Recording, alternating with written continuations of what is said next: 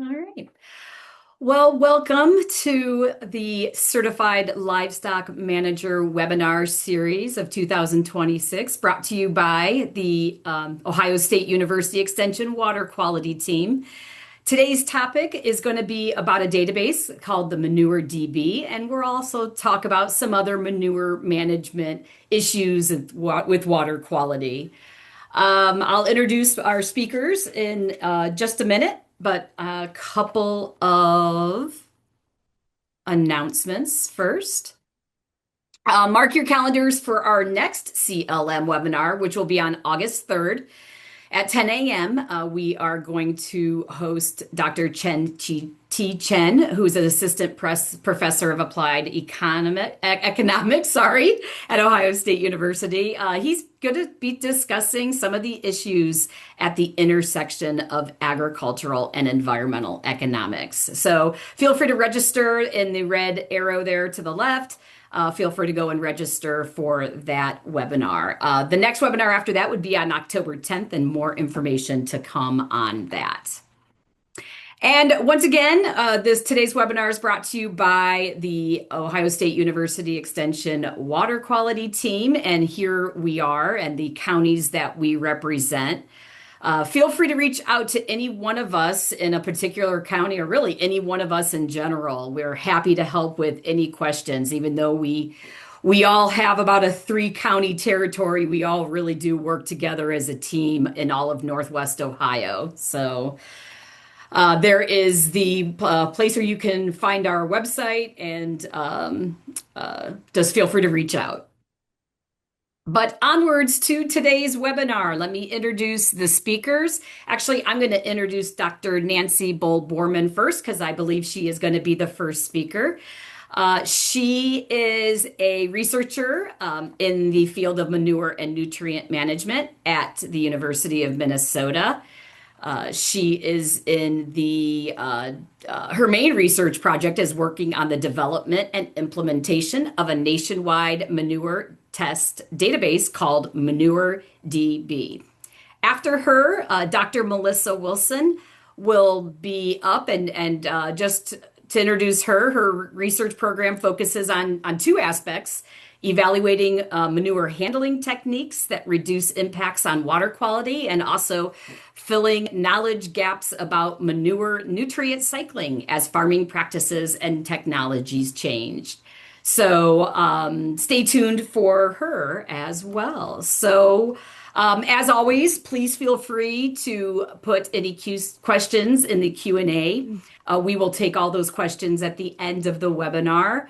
And also at the end of the webinar, both CCA and CLM credits will be available. So stay tuned for those as well. And unless I'm missing anything, we are going to turn it over to you, Dr. Bormann. So let me go ahead and stop sharing.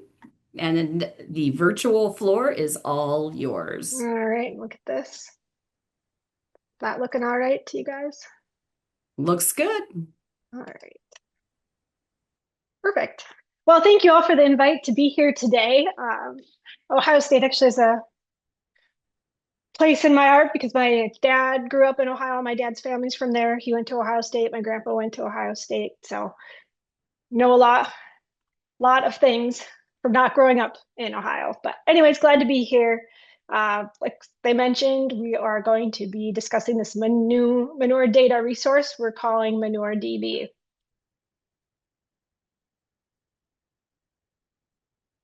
So just quick for the short presentation today, I'm going to give a little bit background of the project, where we are today with it, how you all can use the public website, do a real quick review of some example of ManureDB data, and then just our continued plans with the project.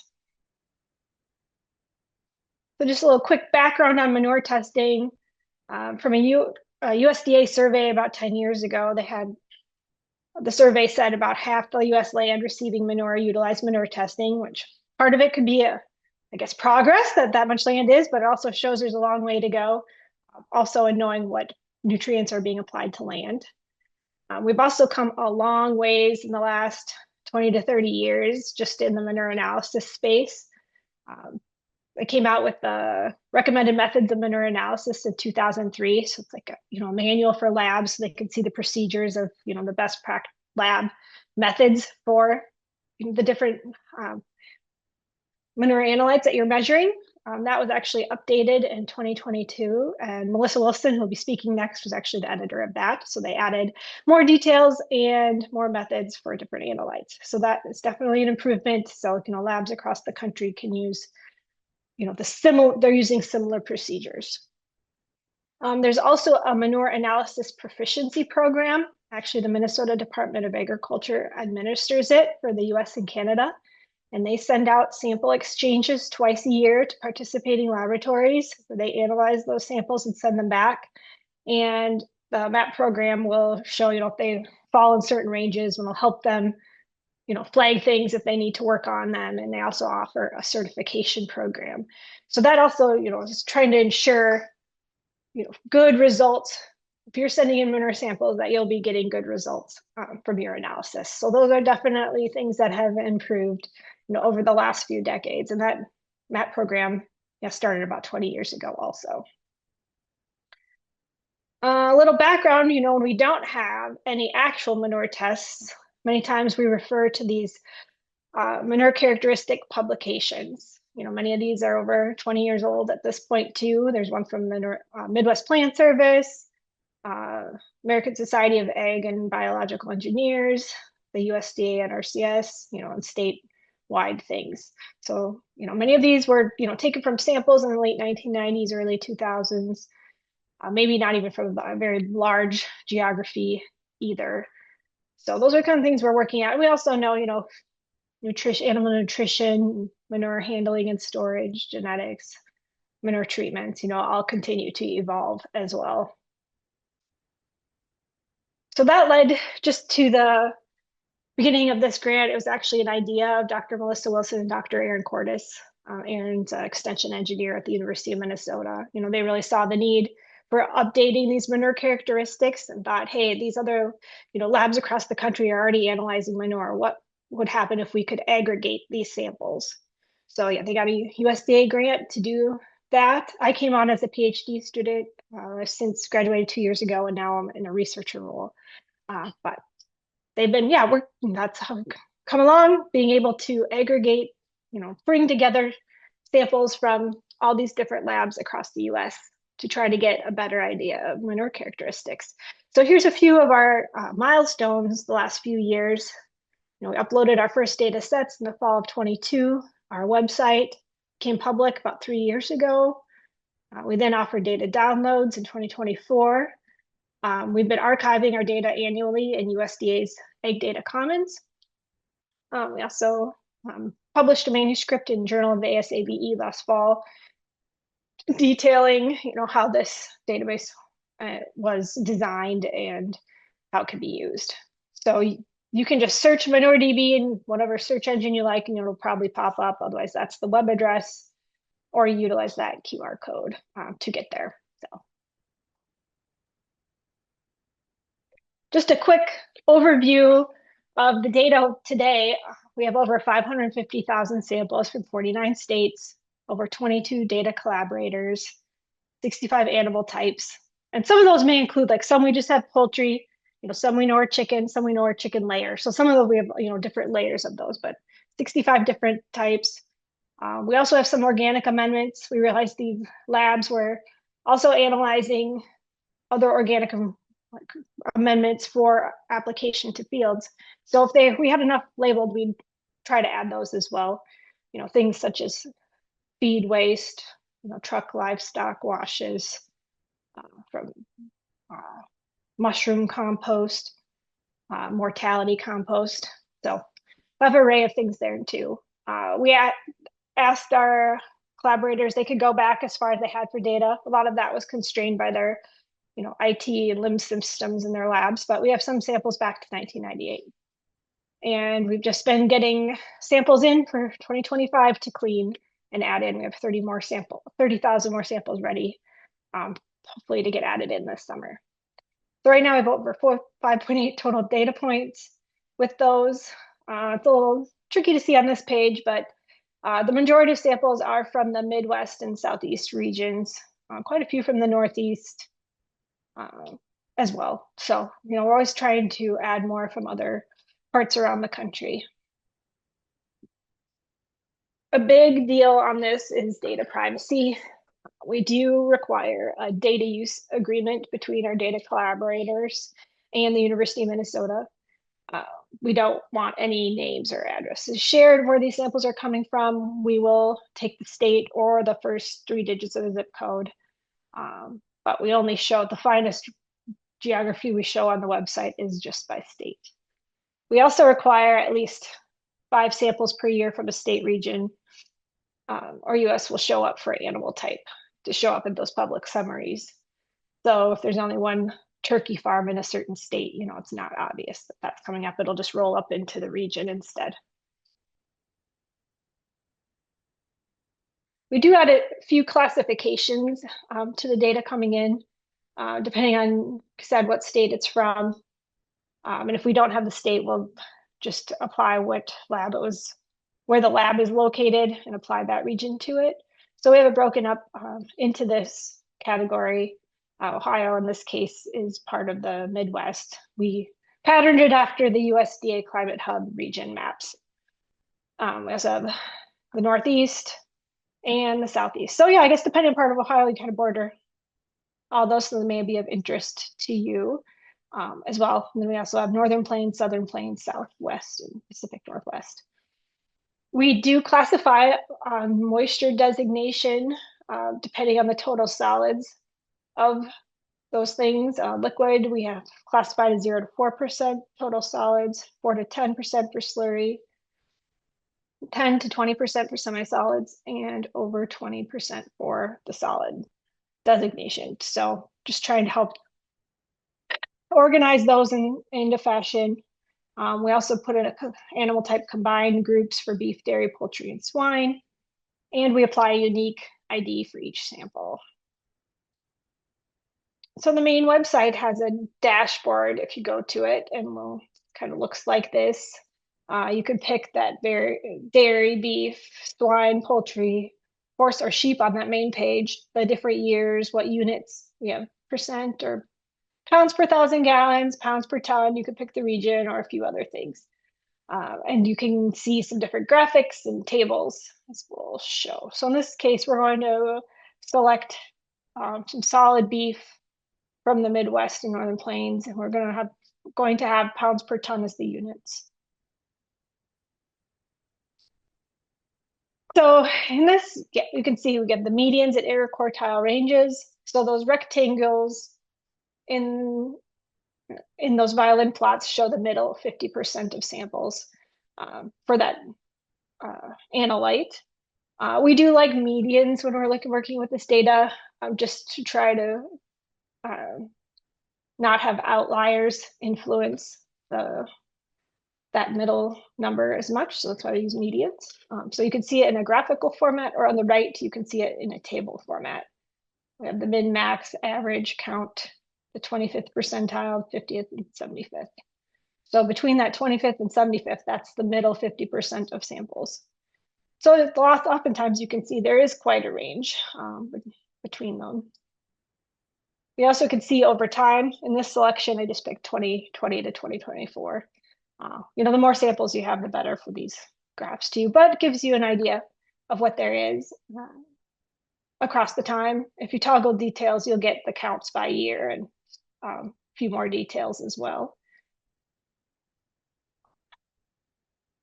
It also splits it out medians by location. So this is how you could see your state-specific one real easily. Split it out, and you could see here for Ohio what the medians were, for solids, nitrogen, phosphorus, potassium, sulfur, and ammonium on that where that yellow rectangle is. We do have some graphics shown too, like for total N, that top right one is what is the median nitrogen for that solid beef sample, median phosphorus, and then like sample counts. So you can see that Ohio is pretty well represented in this Midwest Northern Plains beef sample. So it just gives you some quick numbers, quite easily, which can be helpful. Okay, if you wanted to have some more detailed look at things, the next tab on ManureDB is called the Data Explorer. And if any of you have used the USDA NAS, egg stats page, we kind of modeled it after that. I also really like this because you can see the counts of samples real easily. Here I highlighted beef and I highlighted Ohio, and you can see we have over 1,000 samples.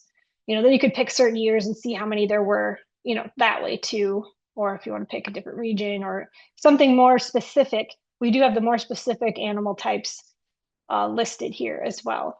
And then you can just download that selection. You can pick your units again, how percent or pounds per 1,000 gallons or pounds per ton, whatever you prefer, and then you can download that and it'll go into a spreadsheet. You can look at that detailed information more closely. On that page, also at the bottom, you can download the whole entire ManureDB data set and look at it however you would like. So that is also an option as well. I just did a few, quick searches, Ohio by the numbers. We have over 10,900 Ohio samples in ManureDB. For beef, we have 93 liquid, over 953 solid. Dairy samples, over 1,700 liquid, over 600 solid samples. For the poultry label, over 5,600 solid samples. And swine, we have over 1,700 liquid and 130 solid. So that gives you kind of the array of what we have for your state specific samples there. And I just put together real quick some Ohio medians for some of the more popular animal types. The shapes are the median. The error bars show that 25th to 75th percentile. So within that, that's the middle 50% of samples. So you realize 50% of the samples are also outside of those bounds. For poultry solid, we have NPK in pounds per ton for that. So anyway, that's the first one I had. We got over 5,000 samples, and this is kind of how they fall. For beef solid samples, again, this is in pounds per ton as well. 800 samples there.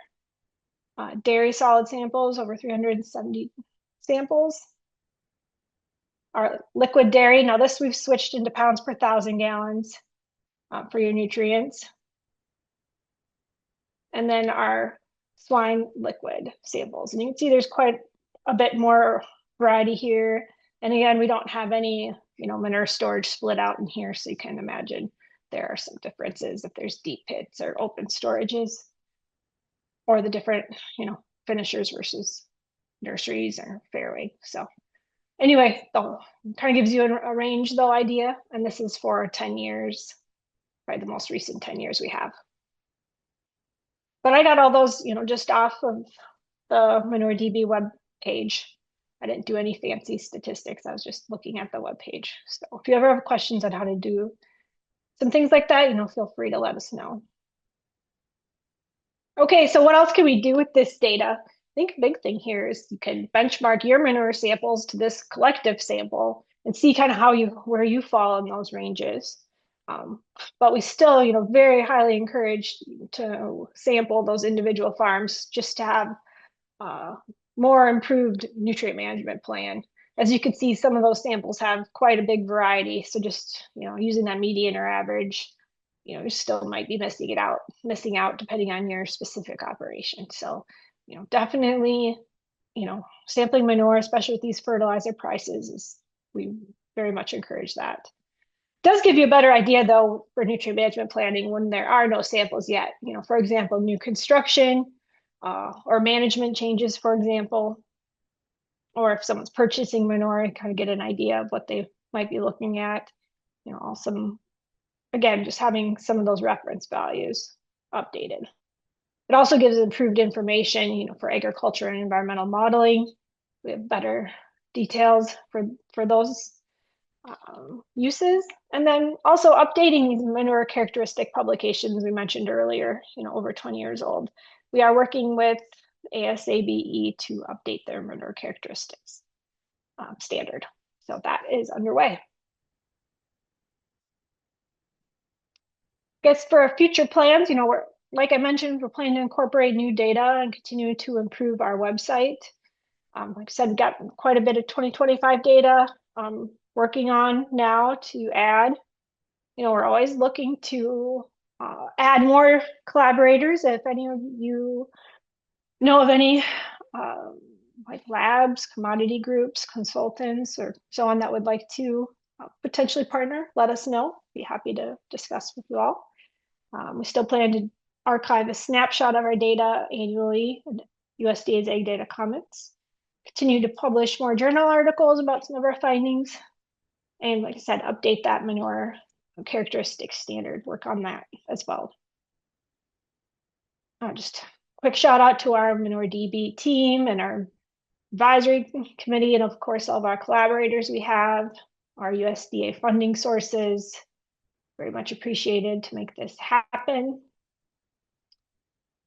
And we do have a ManureDB email list. We just send out occasion, just maybe a few times a year of any updates that have gone on recently. So that's also available on the contact tab on the website as well. If you have any specific questions for me, I'm at nlbb@umn.edu or just manure@umn.edu. We'll get our manure team, Melissa and me, and we'll try to answer any questions you have. So that is the end of my presentation right now, but said at the end, you can do any questions. Wonderful. No, thank you for providing your contact information, and anyone with questions can certainly put them in the Q&A in here as well. So thank you. Very informative, very, very impressive, useful tool. So yeah, thank you. Yeah. All right. Dr. Wilson, I believe you are up. Whenever you are ready.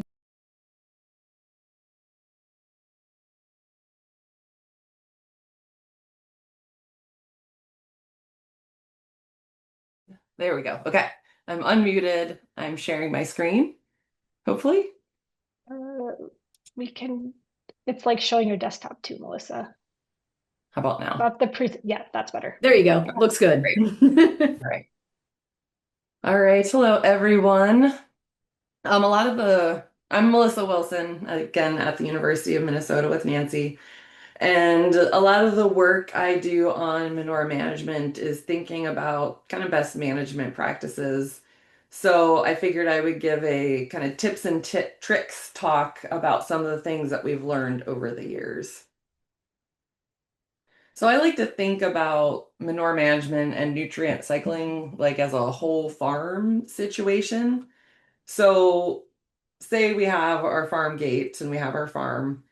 We're always thinking about how nutrients are flowing in and out of the farm. So we might import nutrients through animals. If we're bringing animals on the farm, obviously they're full of nutrients. If we bring fertilizers on the farm, and if we bring feed on the farm, all of these things are importing nutrients into our farm. And then we have cycling within the farm. So we have our animals, which produce manure, which is applied to soils and crops, which is then turned into feed for the animals, and then the cycle continues to be completed. But we also do have some exports off the farm, and that might be animals, it might be milk as protein, etc. So this is kind of how our nutrients are flowing, but we also know that there's some leaks from the system. So we know that nitrogen can be lost as a gas from the manure. There can be greenhouse gases that are also lost to the air. And then we have nitrogen and phosphorus losses to soil and water through wind erosion, water erosion, etc. So if we're thinking about it, all of the nutrients that we are importing, we are technically paying for. We're paying for the animals, we're paying for fertilizers, and we're paying for feed. So that means if that system is leaky and we're not getting paid to export them, the leaks are therefore lost money. So thinking about how we can best close this whole farm loop is really in our best interest when it comes to manure management. So that goal then is to close the loop, get as many of the manure nutrients as possible back into the feed before it gets lost. This reduces the need for imported fertilizers, so that saves money, and reduces those environmental losses, which cost money kind of downstream, downriver, so to speak. So I like to think is in the terms of the 4 R's when we're thinking about manure management. You often hear about these 4 R's for fertilizers and other nutrients, but it fits really well with manure management as well. So the 4 R's are the right source, the right rate, the right place, and the right time. And we'll kind of talk about all of these individually. So right source, in this case, I'm a little bit biased, but we're talking about manure. But you do have to consider all the other nutrient sources. This includes your starter fertilizer. A lot of times when we're talking with farmers about their nutrient management plans, they are not really thinking about the nitrogen that's in starter fertilizer. So often we're thinking of starter fertilizer for the phosphorus needs, but often it comes with nitrogen too. It's DAP or MAP. DAP is diammonium phosphate and MAP is monoammonium phosphate. So there's ammonium in those. The other thing, I don't know how relevant this is in Ohio, if there's a lot of irrigation, but in Minnesota, we have certain parts of the state that are highly irrigated, and some of that irrigation water can come with fairly significant amounts of nitrogen in it. And then also thinking about previous nitrogen credits. If you grew a legume in the past year or two, depending on which legume, you might get nitrogen credits from that as well. So then we move on to the right rate. This is going to be the big thing here is sampling your manure regularly. You can't figure out the right rate if you don't know how much nutrients, how much of each nutrient is in your manure. And then applying it at the right rate to meet the crop needs is also pretty critical. Nancy talked a lot about the nutrients in manure, and she had some graphics specific to Ohio. I have kind of just the Midwest region summarized, so Ohio up to Minnesota are kind of included in there. So this shows you the swine liquid manure, what this looks like. This is the nutrient content for liquid manures, which you see here, it's in pounds per 1,000 gallons. Or if I have a solid manure, which I'll show you in a minute, it's in pounds per ton. The dark red circle here shows you the total nitrogen. The red diamond is the ammonium nitrogen, and the ammonium is part of the total nitrogen, but I do like to show them separated out. And then total P, and it is as P2O5, so you can compare it to fertilizers. And the gray square is total potassium as K2O, again, so you can compare it to fertilizers. We have 68,000 samples represented in this graphic here. The symbols show you the median value, and that's kind of that middle number. And then the bars, error bars here, actually show you that inner 50% of all samples. So it's the inner quartile range. So I like to say that this gives you a pretty good average range of what you can expect for pog manure in the Midwest. But you can see that it ranges from 25 up to 55. So it's really important, even though we have these numbers, it's really important to test your own farm because it can vary pretty drastically. So that's hog manure. Here we have poultry solids, beef solids, and dairy liquids. And you can see we have over 7,000 up to 68,000 samples for each of these. You'll probably notice one that our systems, our swine and poultry systems that tend to be separated out by life stage tend to have kind of more variability. And that's often because we are sampling those manures and applying those manures from those barns separately. Whereas in a lot of beef and dairy situations, the manure probably all goes to one location, even if we do have the life stages separated out. So oftentimes, like solid manures will all be piled in the same place once they're cleaned out of the barn, so on and so forth. So we see less variability in those because those sources do get mixed together. But my key point here is still sample your manure. All of these show that there's pretty decent ranges in what the nutrient content, what the average nutrient content you expect can be. So it's really important to sample your own farms.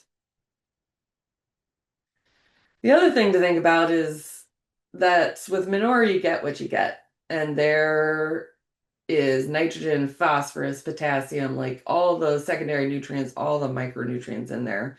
So there's going to be a set like nitrogen to phosphorus ratio. And unfortunately, that ratio doesn't match what plants need all the time. So the ratio of nutrients, particularly nitrogen to phosphorus, that plants take up is usually 5 units of nitrogen for every 1 unit of phosphorus.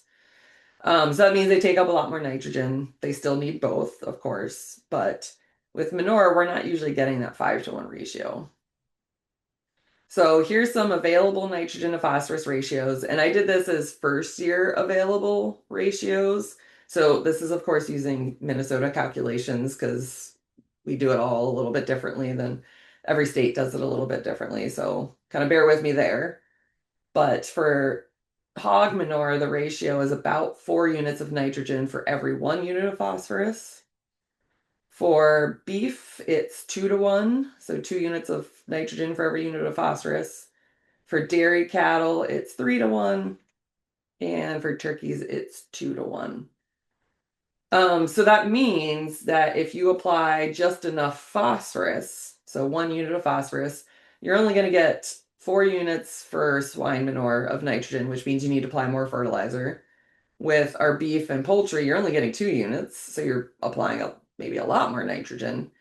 And for the beef cattle, it's a 3-to-1 ratio. So not quite as much as the other two, as the beef and poultry, but certainly a little more. Typically, the reason why we see a little bit more nitrogen in dairy manure than our beef manure typically is dairy cattle are fed a pretty high protein diet, particularly as they're milking, and protein has a lot of nitrogen in it. So if we switch this and look at just on a nitrogen basis, say we get it up to 5. So if we apply at a nitrogen based rate and get all the nitrogen we need for hog manure, that means we're applying 1.25 times the amount of phosphorus. And that's for an annual crop, right? So say for corn.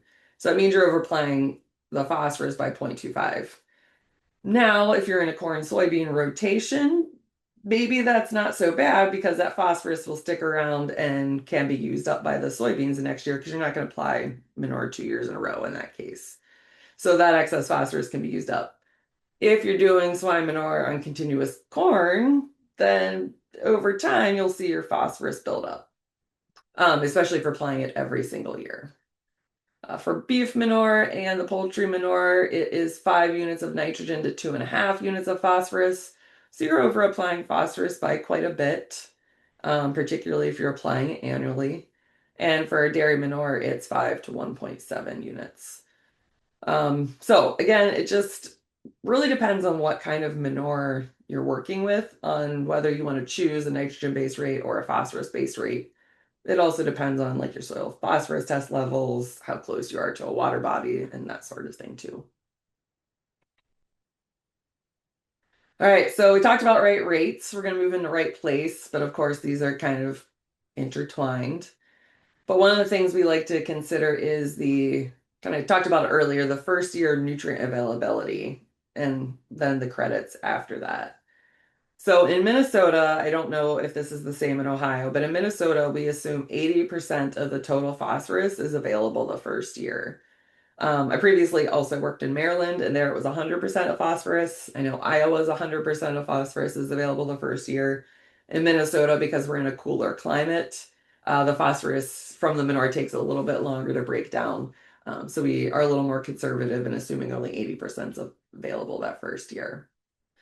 For nitrogen, it's a bit more complicated. It really depends on application method and the animal species. Again, this is our nitrogen recommendations for manure in Minnesota, and we only use a 1-factor nitrogen availability rate, and this table shows you that. So it really is dependent on animal species. So we have something different for beef, dairy, swine, and poultry. And then it's also dependent on application method. So if you have a liquid and you inject it with sweep injection or knife injection, you're going to get more availability. So for example, if this is a beef manure and it's in a stored as a liquid because it's in a deep pit situation where they're on slotted floors, you might get 60% of that nitrogen available the first year. If you broadcast it and then incorporate it within 12 hours, that's about the same, 60%. If you take 12 hours up to 4 days to incorporate, only 45% is available. And if you do no-till or just do not incorporate, it takes over 4 days to incorporate, then about 25% of that nitrogen is available. So you see it decreases the longer it's left on the surface, basically. And then we have different numbers based on different animal species as well. So in Ohio, again, I don't remember how you specifically do it, but in Maryland and a lot of other states, they actually use two factors. You want to know the organic nitrogen content, and there's a mineralization factor, and then you add that to the ammonia content because that's 100% available the first year, but you do subtract out the application method kind of factor there because volatilization might have. So it might be different in Ohio. I'm just kind of giving you an example of how it works in Minnesota. But regardless of where you are, we are often accounting for the plant available portion versus the non-plant available portion or the organic nitrogen. So any nitrogen that's tied to carbon, so it's tied to the carbon bonds in there, is not plant available. We have to have microbes come in and like they're basically chewing up those carbon bonds and decaying the manure. And when they do that, they kind of cut those nitrogen bonds off and the nitrogen then becomes plant available. So manure type or the species and the storage method actually really influences what that ratio of inorganic nitrogen to organic nitrogen is.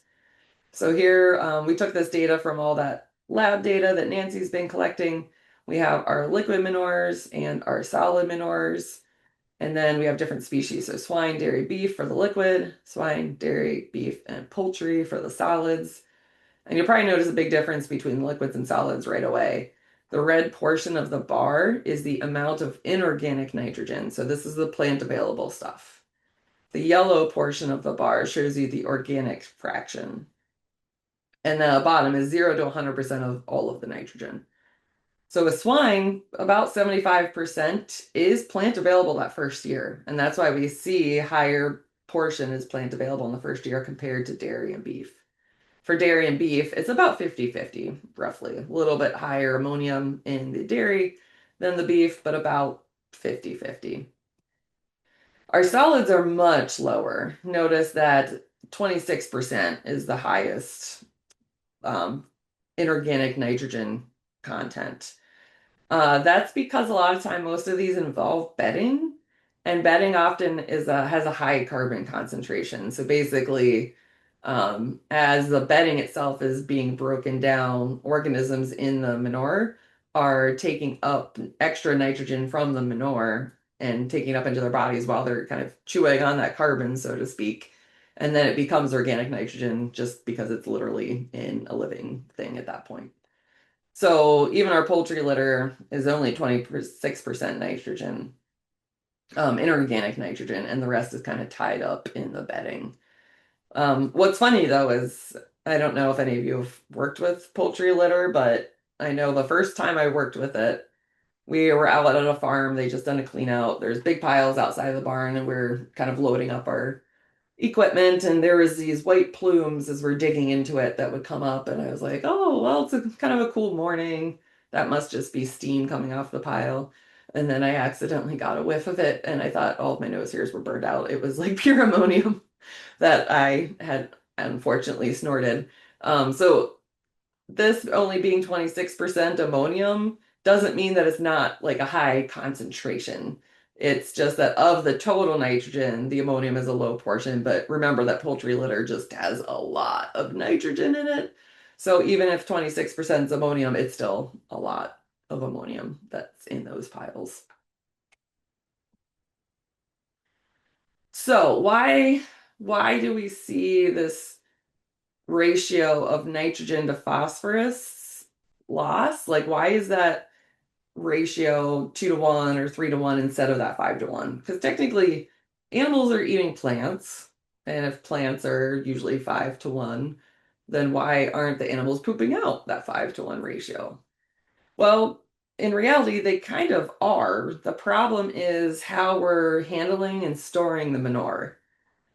Especially, and this is just the application method that I'm showing you here in this table. So if we broadcast it on the surface and it's a solid versus a liquid, solids are going to lose 15 to 30% of their ammonium just sitting on the surface. Liquids are going to lose 10 to 25%. So that's a pretty large chunk. There's also a bunch that's lost in the storage as well. So that's kind of why like phosphorus stays in the manure, but the nitrogen is leaky, so it's constantly leaking out. So that's why it drives down the nitrogen ratio and the phosphorus ratio kind of stays the same. You might wonder why these are different, and it's because solids sit on the top, literally. The liquids can actually soak in. So that's why once the ammonium is bound to soil, then it's not going to volatilize. Whereas if it's just sitting on the surface, it'll volatilize, turn into a gas, and be taken away with the wind. Our incorporation, if we incorporate it within a few hours, solids and liquids are the same. You lose 1 to 5% ammonium.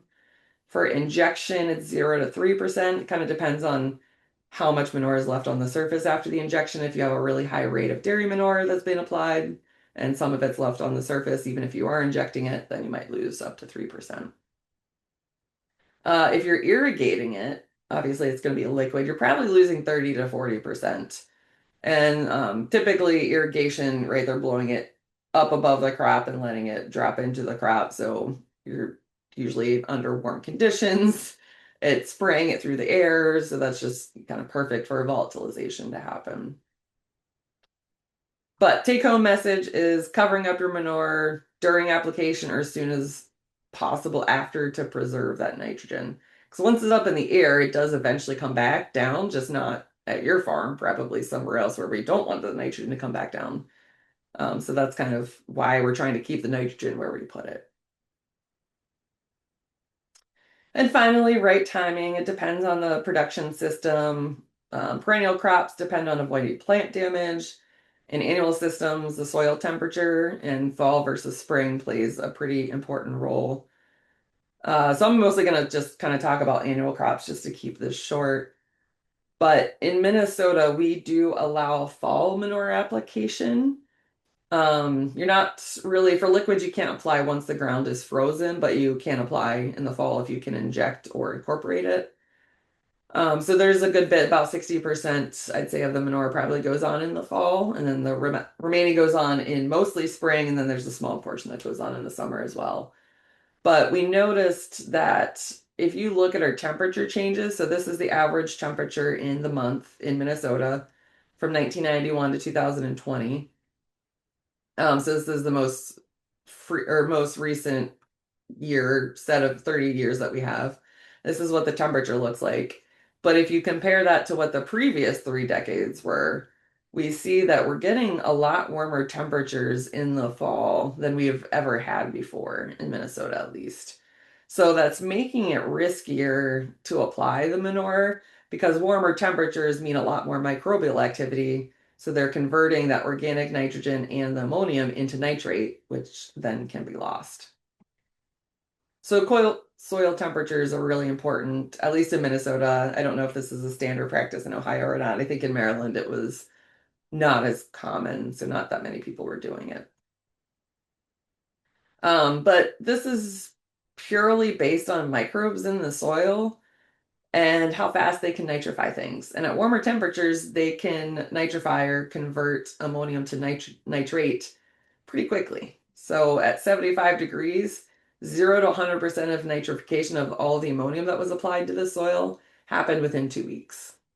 Now, if the soils were cooled down to 50 degrees, almost 100% was converted by 12 weeks, but it took 12 weeks, not 2 weeks. At 45 by 12 weeks, only 70% was nitrified. If the soils were kept at 40 degrees, less than 40% was nitrified. Even at 35%, which is pretty darn cold, pretty near freezing, some of it was still nitrified. They're always kind of working, they just slowed down at these cooler temperatures. So you see that some was nitrified, but a very small percentage, probably less than 10%. We decided to do this in our lab as well. We have some undergrads who occasionally want to do projects. So we got some soils, silt loam soils. We applied manure at an appropriate rate to the jars with the soils, threw them onto the countertop, so that's 73 degrees, or threw them into our fridge for 28 days. And then we came back and measured the ammonium and the nitrate content after that 28 days. And at the cooler temperatures, the red portion of the bar shows how much ammonium was left, and the yellow portion shows how much nitrate was left. The difference between these two bars is one was dairy manure and one was a swine manure. But when they were left out just on the countertop at the warm room temperature, there was hardly any ammonium left. It was just a blip. There was a decent amount of nitrate though, so a lot of it had converted. But if you look at dairy manure at the two, like the two added up, nitrate plus ammonium is way less. So we lost some to a gas even in those jars um, in that 28 days. So it was just kind of a cool, fun experiment for our students to do and see that soil temperatures really do make a difference. The other thing to consider is integrating cover crops and manure. We did a experiment looking at different systems, sweet corn followed by corn, or continuous silage corn, or soybean corn. Try to get cover crops established in those systems and then applied manure into them. And again, one of the things that we found was that cover crop didn't really make as much of a difference. In fact, if we had a rye cover crop in there, it maybe slightly decreased yield.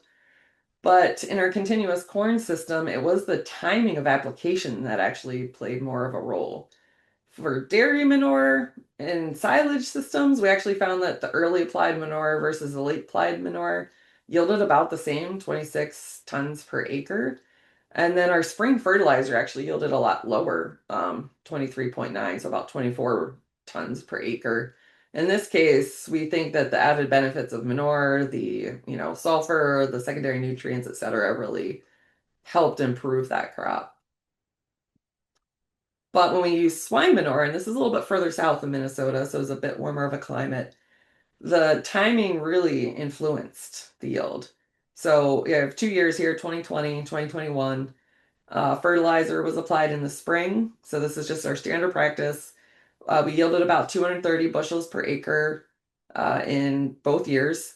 Our early fall swine manure, so this is before the soil temperatures got to 50 degrees, yielded significantly less, 219 and 213 bushels per acre. What was different between the years was that the late manure behaved a little bit differently. In the first year, which was kind of a normal rainfall year, we got 266 bushels per acre with that late fall applied manure. And this late applied manure was after the soil temperatures had gone below 50 degrees for the rest of the year and then froze. In 2021, it ended up being a really dry year. So our late manure yielded 220 bushels per acre, which statistically was about the same as the fertilizer, even though numerically it was a little bit lower.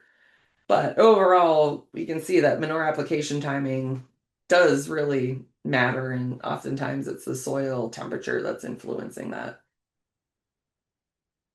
So take home messages. 1, make sure you're closing your loop, choose the right rate, and regularly test your manure. 2, timing is important regardless of what crop rotation you're using. 3, test your soils regularly to make sure P and K are not building up, because we talked about that nitrogen to phosphorus ratio can be off.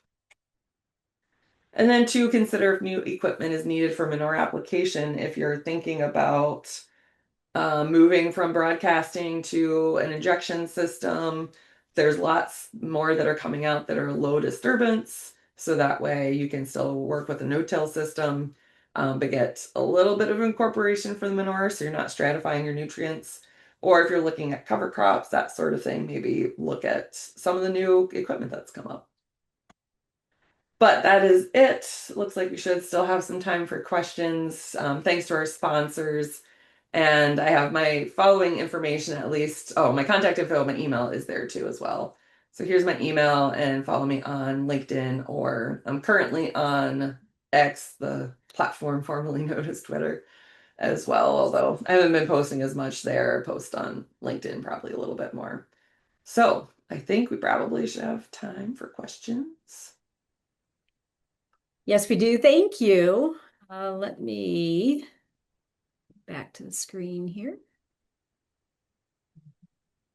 Oh yeah, it looks like Glenn said Ohio is 100% available. So I'm Yep. assuming that's the phosphorus, right, Glenn? Yeah, I found it interesting that Minnesota is what 80% available, Mhm. and it varies state by state. So very good. No, I appreciate it. Let's at first glance, I'm not seeing any questions, but let me look a couple places. Again, if anybody has questions, feel free to drop them in the Q&A chat.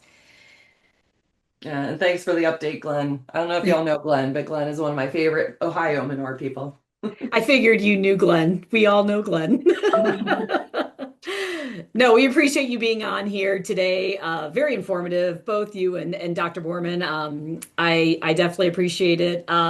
If anybody does have any questions, they could feel free to reach out. Again, thanks for leaving your contact information. I don't see any questions at the moment, so you're going to get off easy here a little bit today. But again, anyone reach out to either anyone on the water quality team or to Dr. Wilson or Dr. Borman. So moving on, I guess. I have a couple of housekeeping if you. All right. Well, I do want to thank everybody for being here today.